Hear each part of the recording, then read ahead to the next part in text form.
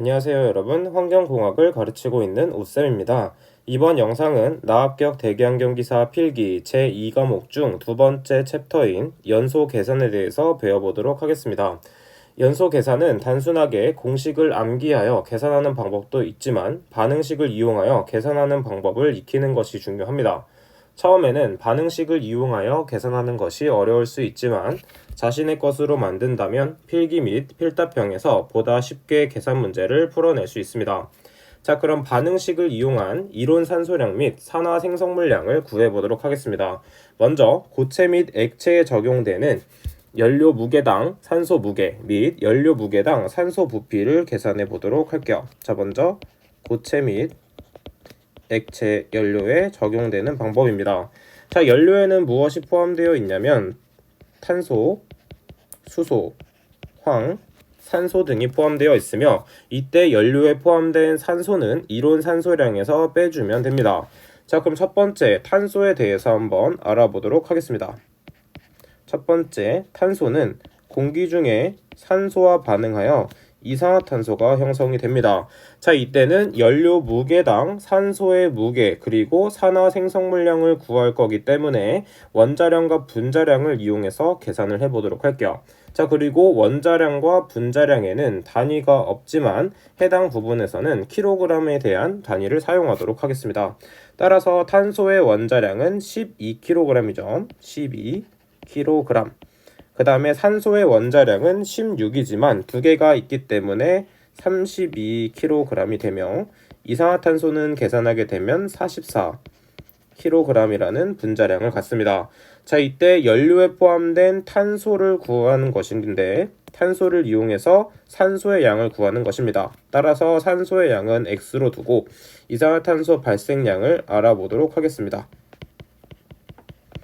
자, 그럼 첫 번째 산소 양인 X값을 구해보도록 할게요. 자, X는 사선으로 곱해서 계산하면 됩니다. 따라서 12X는 32C가 돼서 따라서 X에 대해서 정리를 하게 되면 12분의 32C가 돼서 2.6667C가 나오게 됩니다. 자, 이때 CO2 발생량도 한번 구해보도록 할게요. 자, CO2 발생량도 마찬가지로 사선으로 곱해서 계산을 해주면 됩니다.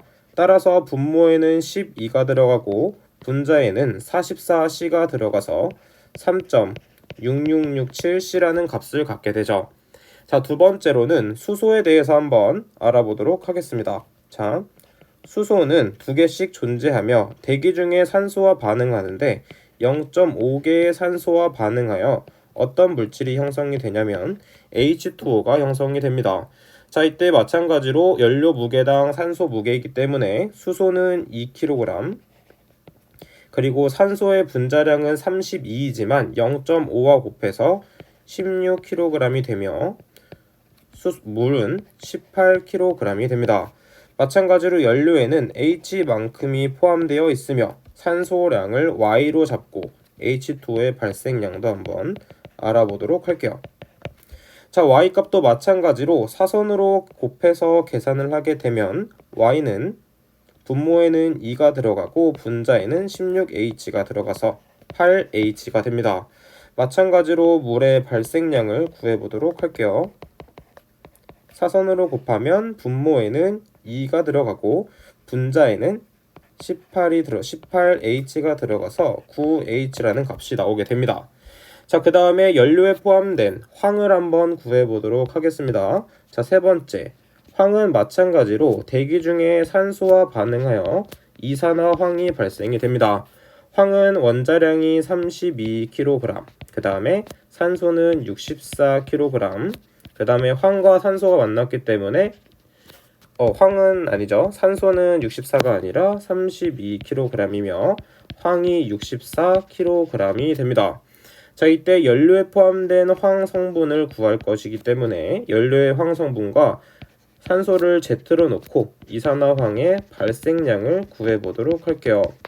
자, 그럼 Z값을 구하게 되면 사선으로 곱하게 되므로 Z값은 32S가 되므로 Z는 S값이 나오게 되고 발생량을 구해보도록 하면 발생량은 사선으로 곱하게 되면 32분의 64S가 나오게 돼서 2S가 나옵니다. 따라서 이때 나오는 C나 H나 S에는 산소의 함량 %를 대입해서 계산을 해주시면 되는 것이에요. 자, 그 다음에 지금은 연료 무게당 산소 무게를 구해봤는데 그 다음은 무엇을 구해볼 거냐면 연료 무게당 산소의 부피를 한번 구해보도록 하겠습니다. 마찬가지로 탄소, 수소, 황에 대해서 한번 알아보도록 할게요. 자, 그 다음에 첫 번째 탄소는 마찬가지로 그대로 반응식은 똑같습니다. 산소와 만나 이산화탄소가 발생이 되며 탄소 12kg당 산소의 부피비를 구하는 것이기 때문에 22.4 Sm 세제곱, 마찬가지로 이산화탄소도 22.4 Sm 세제곱이 발생이 됩니다. 자, 이것은 킬로그램당 부피는 무조건 22.4 Sm 세제곱이 나오며 그람일 경우에는 리터 단위로 나오게 된다는 건 기초에서 배웠기 때문에 그 부분은 넘어가도록 하겠습니다. 자, 마찬가지로 탄소의 양은 킬로그램이 있으며 이때 X값과 CO2의 발생량을 한번 구해보도록 하겠습니다. 마찬가지로 대각선으로 곱하게 되면 산소량인 X는 12분의 22.4C가 돼서 이때 계산을 해보면 1.867C가 나오게 되고 CO2의 발생량은 12분의 22.4C로 똑같기 때문에 1.867C만큼 발생하게 됩니다. 자, 그럼 그 다음에 수소를 보도록 할게요. 자, 수소는 두 개의 수소가 0.5개의 산소와 만나게 돼서 H2O가 발생됩니다. 마찬가지로 부피비가 발생되기 때문에 0.5 곱하기 22.4를 하게 되면 11.2 Sm 세제곱이 되고 물은 그대로 개수가 1이기 때문에 22.4 Sm 세제곱이 발생이 됩니다. 마찬가지로 연료에 포함된 H를 이용해서 보도록 하면 Y값과 발생량입니다. 자, 이때 산소 발생량인 Y값은 2분의 11.2H가 되므로 이것은 무엇이 나오냐면 5.6H가 나오게 되고 H2O의 발생량은 2분의 22.4H이기 때문에 11.2H가 나오게 됩니다. 따라서 이때 수소와 H2O의 발생량은 2배 차이가 나는 거 체크를 해주시면 되고 마지막으로 황에 대해서 보도록 할게요. 황은 산소와 결합해서 이산화황이 발생이 되며 황은 마찬가지로 32kg, 그 다음에 산소는 부피비가 나오기 때문에 22.4m 세제곱, 이산화황도 마찬가지로 22.4 m 세제곱이 발생이 되죠. 자, 이때 연료에 포함된 황, 그 다음에 산소값은 Z, 이산화황의 발생량을 알아보도록 하겠습니다. 자, 사선으로 곱해서 계산을 하게 되면 Z값은 32분의 22.4S가 나오게 돼서 0.7S가 되며 이산화황의 발생량도 같은 값을 갖기 때문에 0.7S라는 값이 나오게 됩니다. 자, 지금 보게 된 부분은 고체와 액체 연료 부분이었고 그 다음은 이제 기체에 대해서 보도록 하겠습니다. 자, 기체에 대해서 보도록 할게요. 기체는 반응식을 이용해서 계산할 수 있습니다. 따라서 탄화수소를 이용해서 보도록 할 건데 탄화수소란 탄소와 수소가 이루어져 있는 물질이죠. 따라서 탄소는 M개만큼 있고 수소는 N개만큼 있다고 볼 때 이때 산소와 반응하여 M개만큼의 이산화탄소가 발생하며 2분의 N개만큼의 H2O가 발생하게 됩니다. 따라서 산소의 양을 구해보도록 할 텐데 생성물에 있는 부분의 산소의 양을 이용해서 반응물의 산소의 양을 구해보도록 하겠습니다. 자, O2 기준으로 보았을 때 산소는 M개만큼 존재하고 있고 이때 H2O는 O가 1개가 있으므로 4분의 N개만큼이 존재합니다. 따라서 이 M 플러스 4분의 N은 산소의 개수가 되는 것이죠. 따라서 이 반응식은 중요하기 때문에 반드시 암기를 해두시는 게 좋습니다. 자, 이 부분은 중요하기 때문에 직접 반응식을 세운 후에 계산을 해보시는 게 좋습니다. 자, 그럼 이제 책을 통해서 밑줄을 한번 쳐보도록 할게요. 자, 이론 산소량을 구하는 방법은 제가 앞에서 설명을 드렸기 때문에 체크를 하고 넘어가도록 하고, 밑에 있는 기체연료 부분이 있습니다. 이 부분도 중요하기 때문에 여러분들께서 직접 한번 체크를 해보는 게 좋습니다.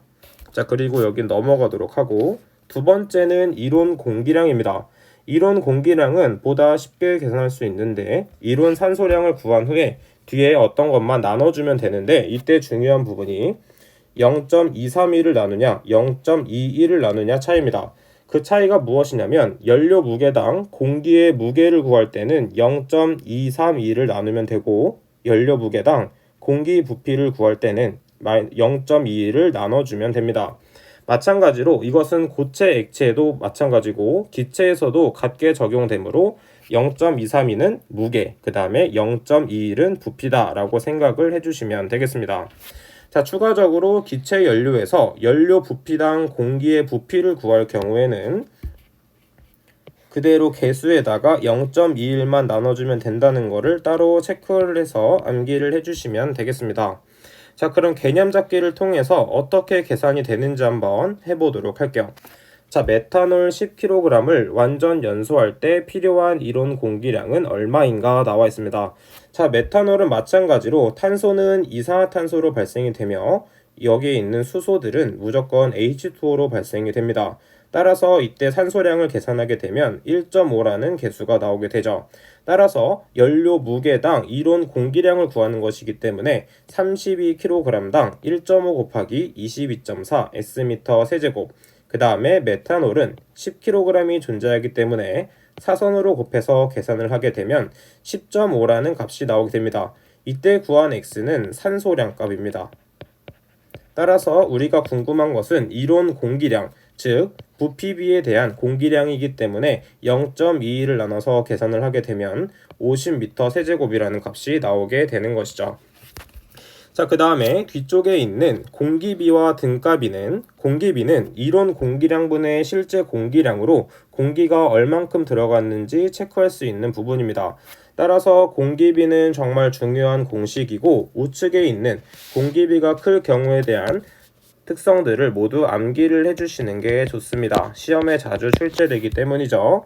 또한 밑에 있는 개념 잡기 문제를 직접 풀어보시면 되고, 그 다음에 마지막에 있는 등가비 부분은 공기비의 역수로서 생각을 해주시면 됩니다.